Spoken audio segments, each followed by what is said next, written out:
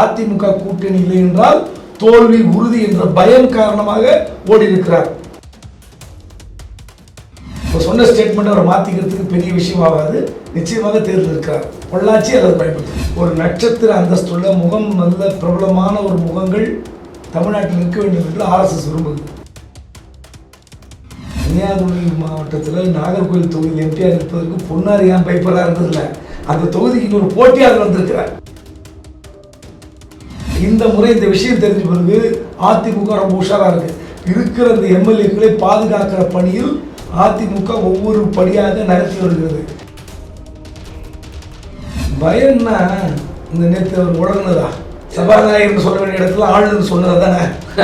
செந்தில் பாலாஜி வெளியே வந்து விட்டால் தனக்கு எதிராக எங்கே வந்து கொடி பிடிப்பாரோ, வேற மாதிரி சேர்ந்து வேலை செய்வாரோ, அந்த பயத்தின் காரணமாக தான் இன்னைக்கு கூட சொல்லிக்கலாம்.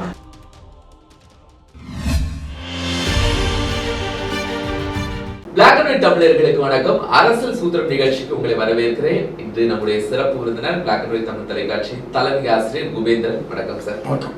சமீப காலமா பிளாக் அண்ட் ஒயிட்ல வரக்கூடிய ஒவ்வொரு வீடியோவையும் ரொம்ப உற்று நோக்க ஆரம்பிச்சிருக்காங்க. இன்னும் சொல்ல போனா ஊடகங்களே உற்று நோக்க ஆரம்பிச்சிருக்காங்க. ஏன்னா செந்தில் பாலாஜி ராஜினாமாவெல்லாம் முதலா நம்ம பிரேக் பண்ணோம் அப்படிங்கறத ஆச்சரியப்பட்டு பார்த்துட்டு இருக்காங்க. அந்த நேரத்துல எல் முருகன் இப்போ நீலகிரியில தான் போட்டிடுறாங்க. தேர்தல் வேலைகள்லாம் நடந்துச்சு, அதுக்கான பணிகள்லாம் அங்கே பண்ணிட்டு இருக்காங்க. திடீர்னால மத்திய பிரதேசல இருந்து ராஜ்யசபாக்கு அவர் வேட்புமனு போட்டிருக்காரு சார்.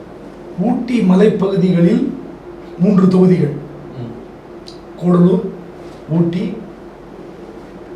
குன்னூர். இது கீழே தலைப்பகுதியில் அவினாசி, மேட்டுப்பாளையம், பவானிசாகர். அதிமுக கூட்டணி இருந்திருந்தால் நிச்சயமாக ஒரு ஆராசாவுக்கு ஒரு பெரிய நெருக்கடி ஏற்பட்டிருக்கும். அதாவது இன்னும் சொல்ல போனால் கீழே இருக்கிற தலைப்பகுதியில் இருக்கிற அதிமுகவுடைய வாக்கு வலிமை வைத்து முருகன் வெற்றி பெற்று விடுவார், நிச்சய வெற்றி என்ற இருந்த நிலையில் மத்திய பிரதேசம் ஓடி இருக்கிறார்.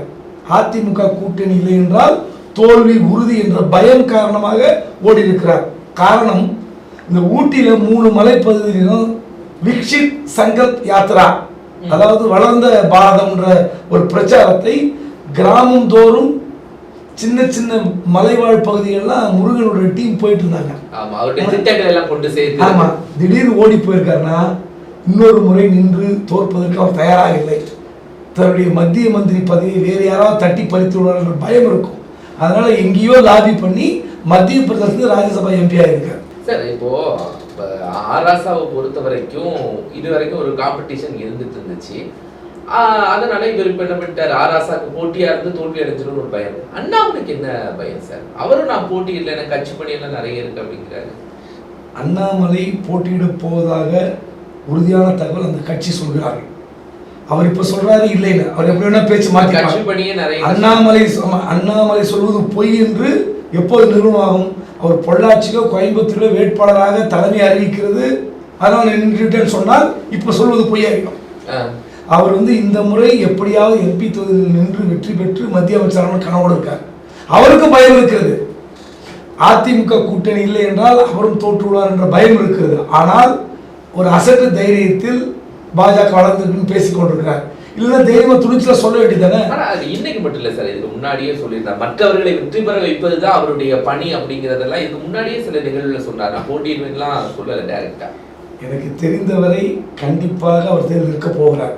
அவருடைய நெருங்கிய வட்டாரங்கள் சொல்லுகிறது. இப்போ சொன்ன ஸ்டேட்மெண்ட் அவர் மாத்திக்கிறதுக்கு பெரிய விஷயம் ஆகாது. நிச்சயமாக தேர்தல் இருக்கிறார். பொள்ளாச்சி அல்லது கோயம்புத்தூர். கொங்கு பெல்ட் தான், இல்லைன்னா கரூர் கூட நிற்கலாம். செந்தில் பாலாஜி சிறையிலிருந்து வந்து விட்டால் அவருடைய வெற்றி எப்படின்னு நமக்கு தெரியாது. அப்படி கண்டிப்பாக பாஜக தனித்து நின்று இப்போ இருக்கிற கூட்டணியில் வராதுக்கு வாய்ப்பு இல்லை. இப்போ பாமகவும் தேமுதிகவும் எந்த பக்கம் போகணும், அதிமுக பக்கம் போகும் தான் அதிகமாக வாய்ப்பு இருக்கிறது. பாஜக கூட்டணியில் இருந்த டாக்டர் கிருஷ்ணசாமியே அதிமுக போய் கொண்டிருப்பதாக தகவல். சார், இதுல இன்னும் பாஜகல நேஷனல் லெவல்ல லீடரா அறியப்படுறவங்க எல்லாம் ஸ்டேட்ல எலெக்ஷன்ல கண்டெஸ்ட் பண்ண விடணும்னு ஒரு பிளான் இருக்கதா சொல்றாங்க. தென் சென்னையில் மத்திய நிதியமைச்சராக நிர்மலா சீதாராமன் போட்டியிட வேண்டும் என்று RSS வலியுறுத்துகிறது. தமிழ்நாட்டில் ஒரு நட்சத்திர அந்தஸ்துள்ள முகம், நல்ல பிரபலமான ஒரு முகங்கள் தமிழ்நாட்டில் இருக்க வேண்டும் என்று RSS விரும்புது. நிச்சயமா RSS விரும்பலாம், ஆனா ஜெயிக்கணும்ல சார். விரும்புறது யாரோட விரும்பலாம், அதை பத்தி முக்கியம் இல்லை. பாஜக வளர்ந்து விட்டது, நீங்க இரட்டை இலக்கத்தை தொடப்போகிறோம், வாக்கு வங்கி எங்களுக்கு உயர்ந்து விட்டதுன்னு எப்படி காட்டுவீங்க?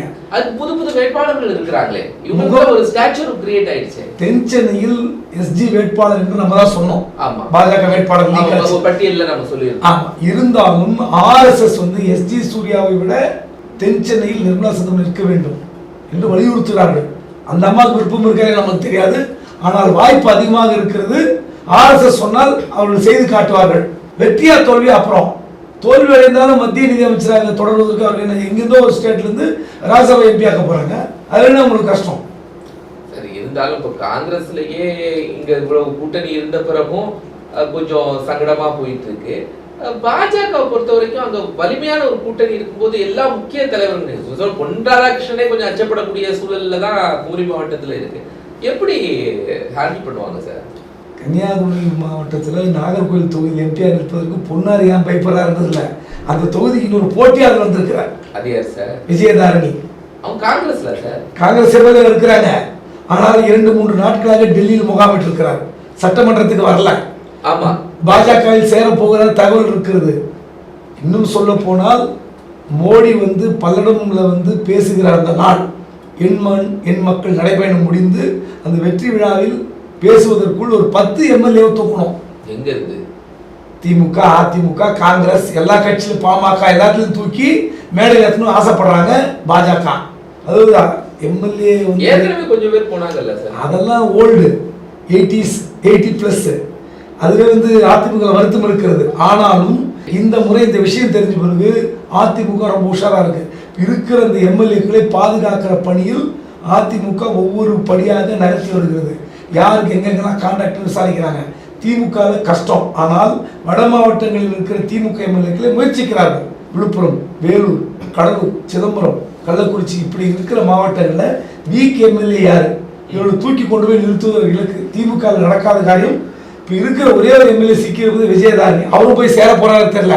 அவர் 3 முறையா விளவங்கோட்டில் ஜெயிச்சிட்டு இருக்காங்க. அந்த அம்மாவுக்கு என்ன, நான் எம்பி ஆகணும் ஆசை. கன்னியாகுமரியில நாகர்கோவில் தொகுதியில் எம்பி சீட் எப்படி கொடுப்பாங்க? பொன்னாறு கட்சியில் இன்னைக்கு சேர்ந்த உடனே நாளைக்கு எம்பி சீட் கொடுப்பாங்களா? அது கன்னியாகுமரியில கிடைச்சிருக்கும். அவன் பொன்னாறு எடுத்து கொடுப்பாங்களா? அது பொன்னாருக்கு இன்னும் போயிடும். ஏற்கனவே வந்து கூட்டணியில தனியாக நின்று கஷ்டப்பட போறோம். இதுல இந்த மாதிரி போட்டிக்கு வருது. அதனால ஏகப்பட்ட சிக்கல்களில் வேற 2 போட்டி இருக்கு அவருக்கு எதிராக. பாஜகக்குள்ளேயே லோக்கல்ல இருக்காங்க.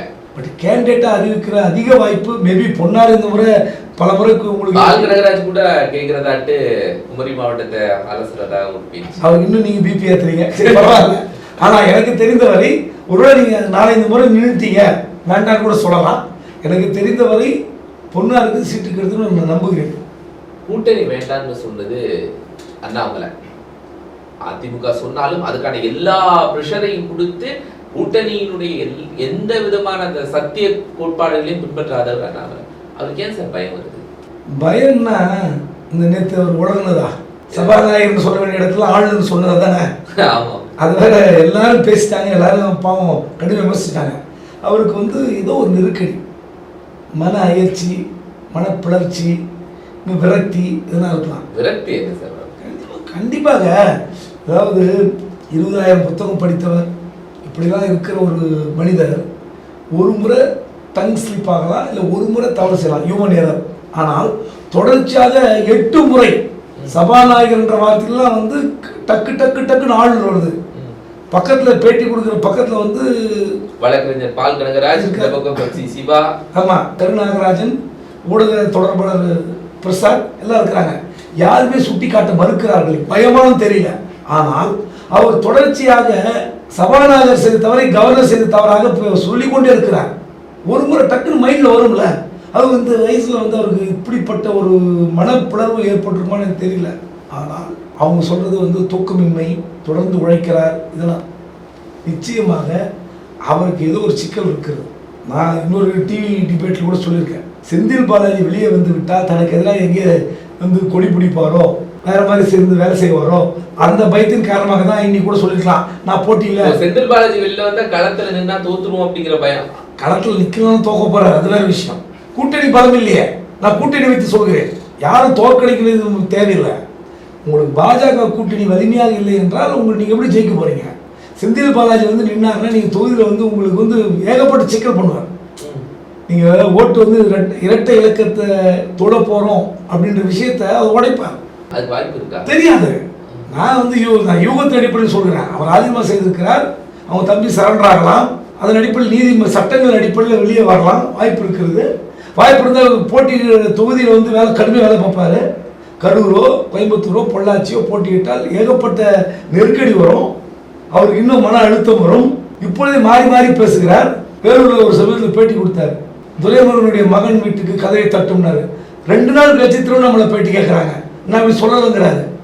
அதனால தான் இப்போது சொல்கிறேன், எனக்கு நிறைய வேலை இருக்குது, கட்சி வேலையை பார்க்க நேரம் இல்லை, போட்டி இல்லைன்றாரு. ஆனால் திடீரெனு தலைமை எங்கேயும் உத்தரவிட்டது, வேற வழி இல்லைன்னு நிற்பாரு. நிற்கும் போது பார்க்கணும் அந்த இடத்தில் அவருக்கு இன்னும் எப்படிப்பட்ட நெருக்கடிகள் வரும்னு தெரியாது. இப்போ திமுக கூட்டணி நம்ம பேசுறதுக்கு வாய்ப்பு இல்லை, அவங்க இருக்காங்க. அதிமுக கூட்டணியும் பாஜக கூட்டணி எப்போ சார் ஃபிக்ஸ் ஆகும்? யாராவது மாறுறதுக்கான வாய்ப்பு இருக்கா? இன்னும் தேர்தல் அறிவிக்கல. தேர்தல் அறிவிக்கிற நேரம் நெருங்கும் போது தான் இந்த கூட்டணி முடிவுகளாகும். அதுவரை பேச்சுவார்த்தை இழுக்கும். அதை கொஞ்சம் 2 நாள் தள்ளி கூட பேசுவோம். நம்ம பிஎன்டபிள்யூலயே பேசிடலாம், முதலாவதாவே பேசிடலாம். நிச்சயமா நிச்சயமா சார். நானே உங்களோட இந்த மாதிரி இன்ஃபர்மேஷனை தேர்தலில் மக்கள் சுவாரஸ்யமா இருக்காங்க பிடபிள்யூ தமிழை பார்க்கறதுக்கு, அப்படியே முதலாவதாக இதையும் சொல்லுவோம்.